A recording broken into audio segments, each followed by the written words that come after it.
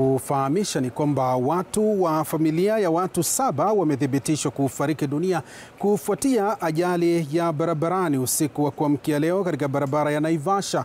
Haya yanajiri familia hiyo ilipokuwa ikielekea nyumbani baada ya kufanya maandalizi ya mazishi ya mjomba wao ambao yanaendelea leo katika eneo la Longonot, kaunti ya Nakuru. Hivi sasa, mtazamaji, tuungane na mwandishi wetu Willy Dennis Njiru atufahamishe ni yapi yanajiri kutoka eneo hilo. Njiru.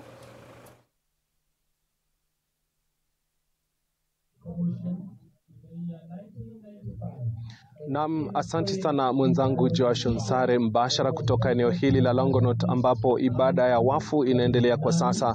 Familia ambayo inamzika mmoja wa familia ingali inaomboleza familia miongoni mwa wengine 6 ambao walifariki katika ajali mbaya eneo hili la Naivasha, na yaliyo kwamba walikuwa wametoka maombolezi siku ya mwisho ya maombolezi ili wakaweze kumpumzisha leo, na walikuwa wanarudi pale nyumbani kwao eneo la Limuru, lakini walipojiunga na barabara ile ya Naivasha Mai Mahiu ndivyo waliweza kupatana na mkasa ule, na bila shaka 3 kati yao wakiwa ni watu wazima waliweza kuaga papo hapo. Watoto wengine 2 kati ya miaka 8 na 17 kumradhi wakifariki kwa nyakati zilizofuatia, na wa mwisho alifariki hii leo asubuhi. 2 wao ambao walikuwa wamefikishwa katika hospitali ya Nakuru level 5. Na basi na kupoteza muda, tunaye mmoja mzungumzaji wa familia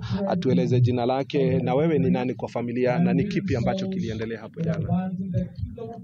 Majina yangu ni Francis Gashengo Kirobe na mimi ni mzazi wa yule ambaye tuko katika mazishi yake saa hii, na wale ambao waliaga pia naweza sema ni vijukuu wangu. Tukiwa siku ya jana tulikuwa na memorial service katika shule ya Mirera Primary School, na wakati service ilimalizika nikaita mmoja wa wale ambao walikufa jana, tukasemeshana kwa heri na wakaenda. Mimi nikaenda kwangu nyumbani kwa sababu si mbali, ni karibu. Halafu mwenendo wa saa 3 hivi nikasikia duru inapigwa na wale ambao walikuwa kwa Leverett yule ambaye tumeleta hapa, na nilipojaribu kuulizia nduru inapigwa kwa nini, sikupata mtu wa kunielezea mara moja.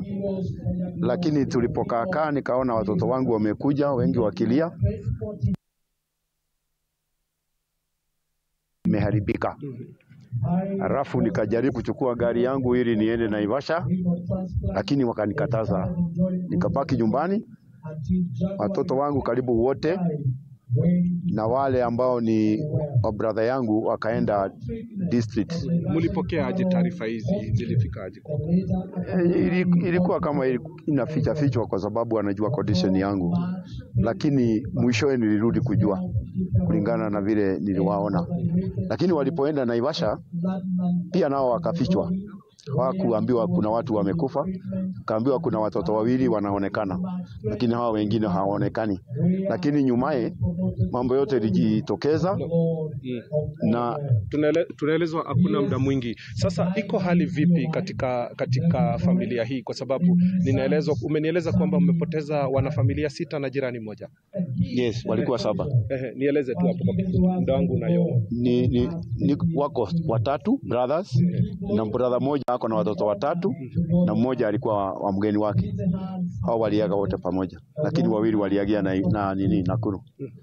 Yeah. So itakuwaje? Ni barabara tuseme jambo kwa serikali ama tufanye nini? I cannot say that because me I was not there.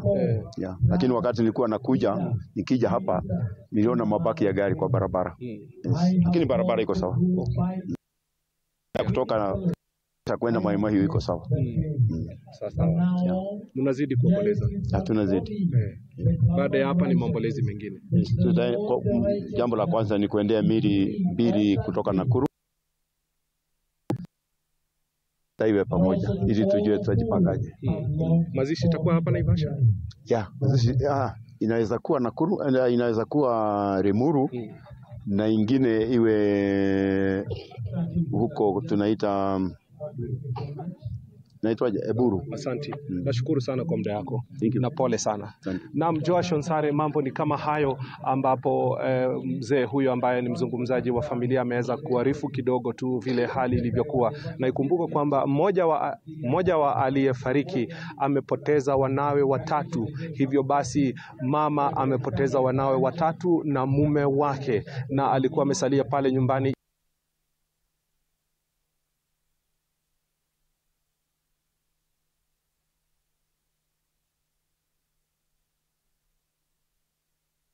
Taarifa nyingine ni